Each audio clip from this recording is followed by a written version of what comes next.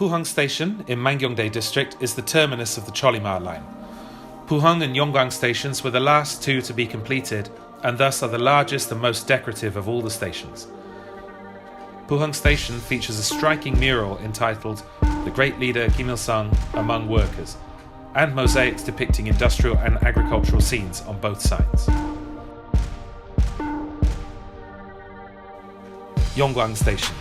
This station features mosaic murals on either side of the tunnel, 80 meters long, making them the longest mosaics in the DPRK. Each side shows the east and west banks of the Daedong River in the 1980s. There was also a mosaic depicting Mount Paektu at the end of the platform, but in February of 2014 it was replaced by a mosaic of the leader Kim Jong-il following his death.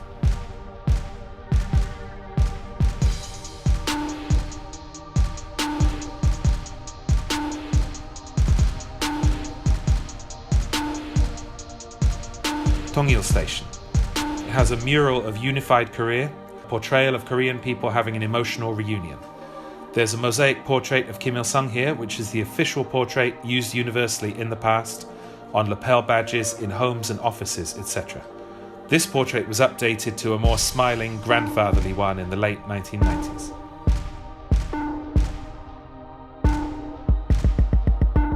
Puhung Station. On the mural paintings, there's a relief of workers and soldiers on the right. Overall, 30 artists from the Mansudae Art Studio were involved in the creation of murals on the Chollima Line.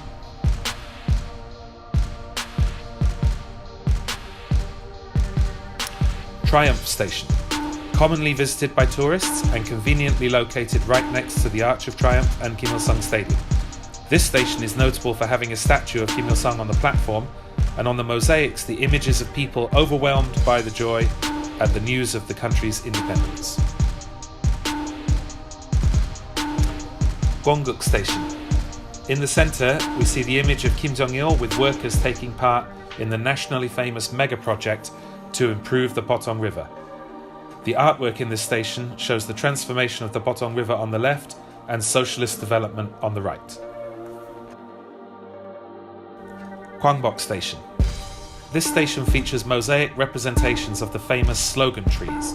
These were found deep in the forests of the north, with revolutionary slogans carved into them during the days of the anti-Japanese revolutionary struggle in the 1930s. These trees have an iconic status in North Korea.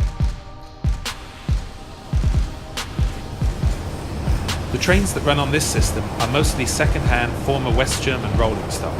The original trains used when the metro opened are now used on a narrow-gauge railway system in the northeast of the DPRK. In 2015, a domestically built train was added to the Chollima Line, and it's planned that more will be produced and brought into service before too long.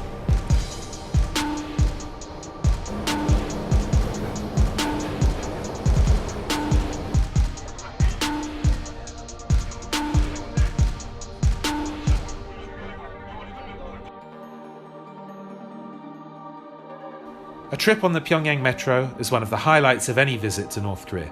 A chance to interact with local commuters, to travel as they do, to experience the aesthetics of the stations and their decoration, all combined for a unique and fascinating experience.